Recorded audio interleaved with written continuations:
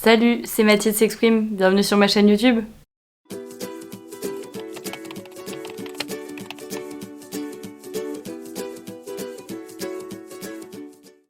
Ça y est, ça fait un mois que je suis en Espagne. Et il y a beaucoup de gens qui m'avaient dit que c'était à peu près au bout d'un mois que ça devenait compliqué parce que il y avait un peu ce truc de bon, c'est cool, je suis en Espagne, on s'amuse bien, mais elle est où ma vie en fait? Et finalement, j'ai ressenti ce truc en début de semaine où j'avais zéro motivation, zéro énergie. J'étais pas du tout dans un bon mood, j'étais pas du tout actrice de ma vie. C'est le genre de moment où on se met à remettre en question toutes les décisions qu'on a prises depuis 6 mois, à repenser à des trucs qui sont passés il y a 10 ans. Et ouais, c'était vraiment cette histoire de elle est où ma vie? Alors ouais, je suis contente, je suis à Séville, c'est trop bien. Mais elle est où ma vie finalement? Il est où mon quotidien? Ils sont où les gens que j'aime? En plus, je culpabilisais énormément. Je me disais, mais Mathilde, t'es à Séville, il fait grand beau, il fait grand chaud, t'as trop de la chance de pouvoir faire tes études à l'étranger. De quoi tu te plains? C'est ingrat de se plaindre, etc. Et vraiment, je me mettais à m'en vouloir, sauf que ça m'aidait pas du tout et ça me mettait vraiment au fond du trou. Je me suis enfermée sur moi-même comme une huître et il y avait rien qui allait. Sauf que, ça sert à rien de culpabiliser. 2, c'est normal aussi de pas être à fond H24. Et 3, comment je peux faire pour que ça aille mieux. Et je crois que c'est la première fois de ma vie que j'ai essayé vraiment de mettre en place une sorte de plan d'action en différentes étapes pour que mon état d'esprit s'améliore et que j'aille mieux et que je puisse reprendre le dessus et reprendre le contrôle parce que c'est moi la patronne en fait. La première étape, ça a été d'accepter que ça aille mal. Au lieu de continuer de culpabiliser, au lieu de me blâmer comme ça, je me suis dit ok Mathilde, c'est humain. Que tu sois en France ou que tu sois en Espagne, t'aurais probablement eu la même période parce que ça arrive à tout le monde. Donc laisse-toi accueillir cette émotion et vivre cet instant. Donc ce que j'ai fait, c'est que je me suis laissée aller pendant une journée et j'ai rien fait. Je me suis contentée de dormir et de rester là à rien faire devant une série. Et je voulais juste que tous ces sentiments-là, ils sortent. Et comme je vous le disais, tout n'est pas dû à l'agression, tout n'est pas dû au passé, tout n'est pas dû à une raison précise. Le mood, ça va, ça vient et c'est normal. Et il y a 2 choses, c'est pas parce que je suis en Espagne que je suis obligée d'aller bien. Ou au contraire, c'est pas parce que je suis en Espagne que je suis obligée de pas aller bien parce que je suis loin des gens. Et donc j'ai vraiment pris cette journée pour me dire t'as envie d'être comme une larve aujourd'hui, c'est pas grave et ça ne dit rien de toi au quotidien. C'est pas parce que tu te laisses aller une fois que t'es une merde et que tu arriveras pas le lendemain. Au contraire, vaut mieux perdre une journée à rien faire et à se laisser vivre ses émotions que gâcher toute la semaine qui arrive. Vraiment. Donc voilà, ça a été la première étape. Et la deuxième étape pour moi ça a été d'en parler. Alors les choses sont un peu bien faites parce que mardi j'avais rendez-vous avec mon psy. Je vais voir un psy parce que j'ai des traumatismes à régler, vous le savez.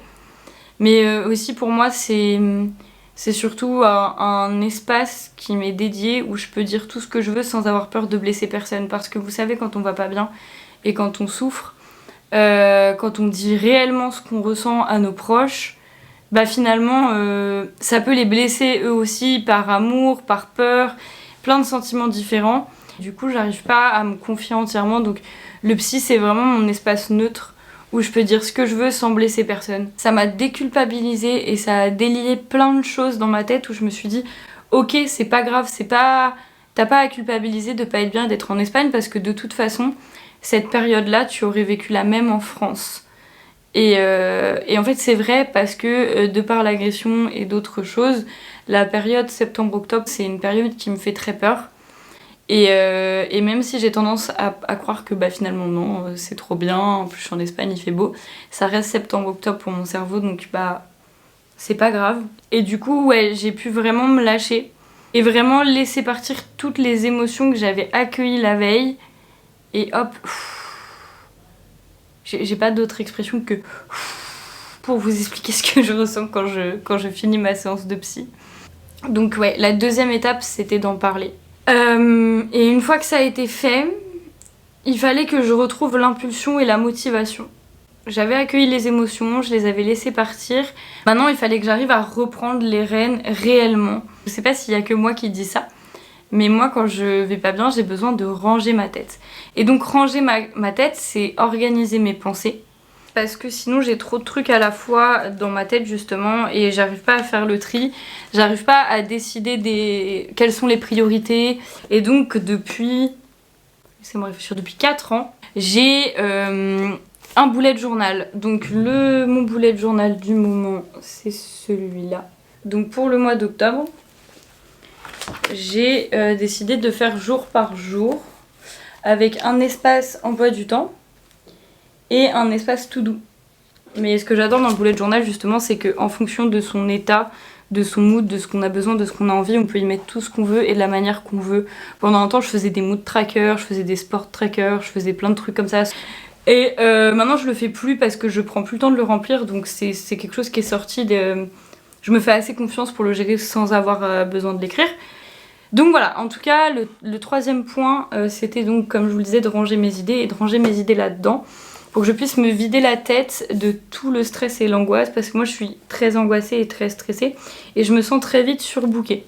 Sauf que entre les cours, l'adaptation à l'Espagne, les voyages que je veux me prévoir quand mes proches vont venir me voir, ma chaîne YouTube, le compte Insta aussi à alimenter, bref, mon cerveau, il est comme ça. Donc il fallait que je prenne les choses en main et que je range tout dans un carnet. Et voilà, c'est là.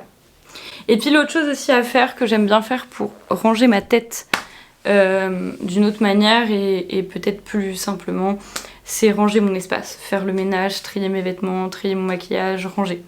Donc après là j'ai moins de tri à faire parce que vu que je suis en Espagne, je suis venue avec 2 grosses valises, donc voilà. Mais quand même ranger ma chambre, tout nettoyer, ça a été aussi un moment de motivation, genre en mode je me lève de mon lit et je fais un truc, même sans forcément sortir de chez moi parce que je suis pas bien dans ma tête. Au moins je me lève, je me bouge et je fais un truc. Une fois que j'avais fait tout ça, que j'avais pris le temps de déculpabiliser, de laisser sortir mes émotions, de ranger mon cerveau en rangeant mon espace et en organisant mon temps, je pouvais prendre le temps de me détendre et de prendre soin de moi. Prendre soin de soi, pour moi, c'est 2 étapes différentes qui sont hyper importantes à distinguer.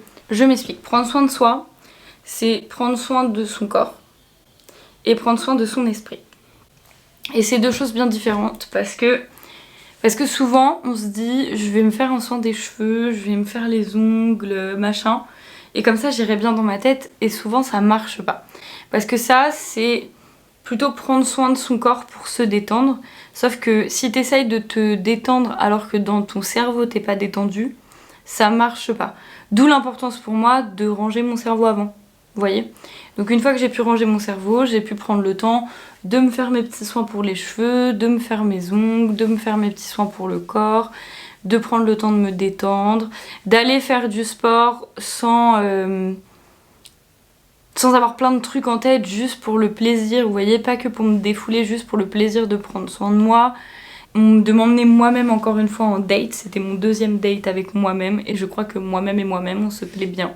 En fait, une fois que j'ai pu ranger ma tête, j'ai pu prendre soin de moi, mais que ça serve vraiment à quelque chose. Parce que si tu fais tout ça en n'étant pas bien dans ta tête, tu continues à alimenter l'anxiété et le bad mood en fait. Donc il faut selon moi faire tout ça en ayant rangé les choses. Donc je récapitule mes conseils quand ça va pas.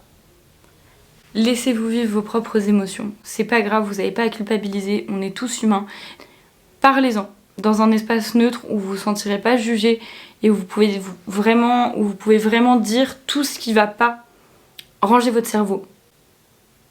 Organisez votre temps et organisez votre espace de sorte à ce que vous puissiez justement ensuite vous accorder des moments pour prendre soin de votre corps et de votre esprit sans avoir le cerveau plein et sans être dans l'urgence et vous mettre en retard sur vos projets. Voilà pour moi les 4 étapes de ce plan d'action que j'ai mis en place pour essayer d'aller mieux. Et donc maintenant, quel a été le résultat? Est-ce que ça a vraiment marché? J'ai pris ce week-end pour vraiment prendre des temps pour moi.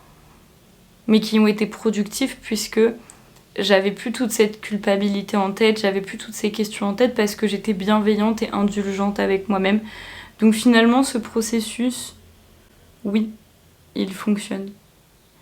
Après, il fonctionne sur moi. Attention, je suis pas médecin, je suis rien du tout. Mais en tout cas, c'est un des axes de travail. Établissez-vous des plans d'action qui fonctionnent avec vous-même quand ça va pas pour casser ce bad mood et pas vous enfoncer encore plus. Parce que finalement, on est tous humains et on vit tous la même chose. Donc, voilà. Sur ce, je vous remercie d'avoir regardé cette vidéo et je vous dis à lundi prochain. Bye bye.